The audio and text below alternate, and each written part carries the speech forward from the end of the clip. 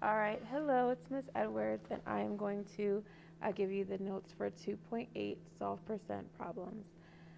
First, you need to actually just copy these notes here. So I'll let you pause the video now and write this down. All right, now I'm going to go over the examples.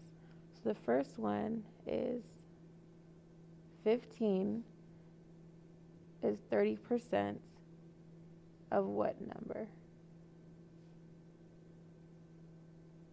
So actually, first, let me just read what the percent proportion even is.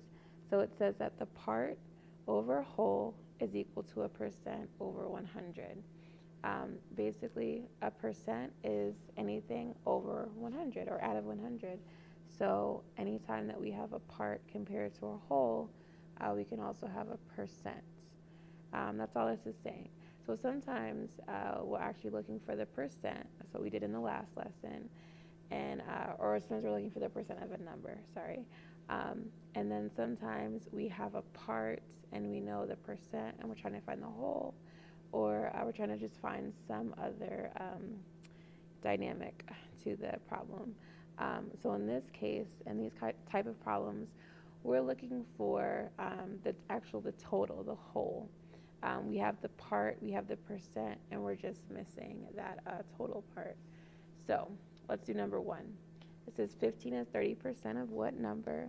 That means I can fill out my percent proportion with 3 of the 4 things. So first, actually, let's just write the percent proportion.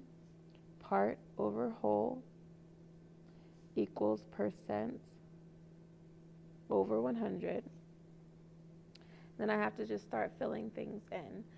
So I know that 15 is some percent of a total number.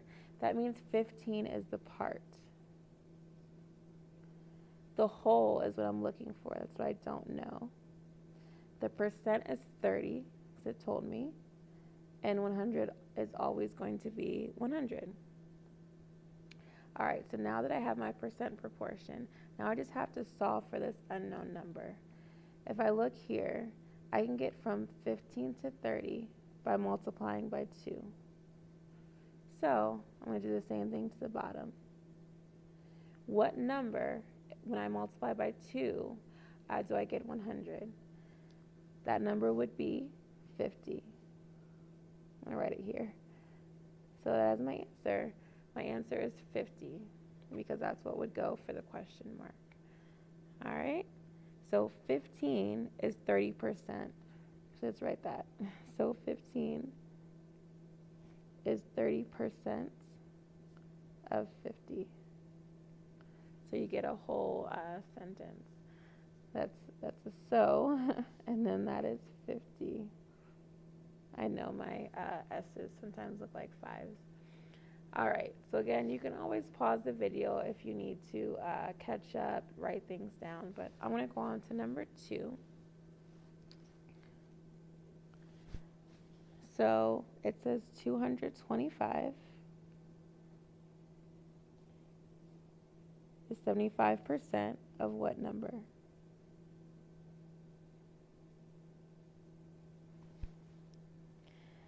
So first, I'm going to write the proportion. Part over whole equals percent over 100. Always start by just writing the proportion. I think that helps you set up the problem. I'm going to draw an arrow, and then I'm going to just start filling in kind of what I know. So I know that 225 is going to be the part because it's saying it's 75% of some bigger number. Of what number? So I'm trying to find the total. I have my part and I have my percent. So let's fill it in. So 225 is the part. I don't know the whole, but I do know 75 is the percent, and 100 always stays 100. So then I'm going to think, how can I get from 75 to 225? Well, 75 plus 75 is 150, and another 75, that's 225. So I multiply by 3. So I can fill in out my question mark by multiplying the bottom by 3 as well, right? 100 times 3 gives me 300. Again, I'm filling out my proportion and then solving by making an equivalent fraction. So 225 is 75% of 300. Again, just to recap one more time, let's zoom out to do that. So how do I use my percent proportion to solve percent problems? Well, what I do is my first step is to simply write the percent proportion, which is part over whole equals percent over 100. And my second step is to fill in the proportion using what I know and using a question mark for what I don't know. So all of these that actually you're going to do in the activity is looking for the whole or the total. It's giving you a part, it's giving you the percent, and it's asking you what the total or whole number is. So always put in the number for the parts, the percent for the percent, and on 100 where the 100 should go. And then a question mark for the whole since that's what you're trying to find. Then your last step is to make an equivalent fraction.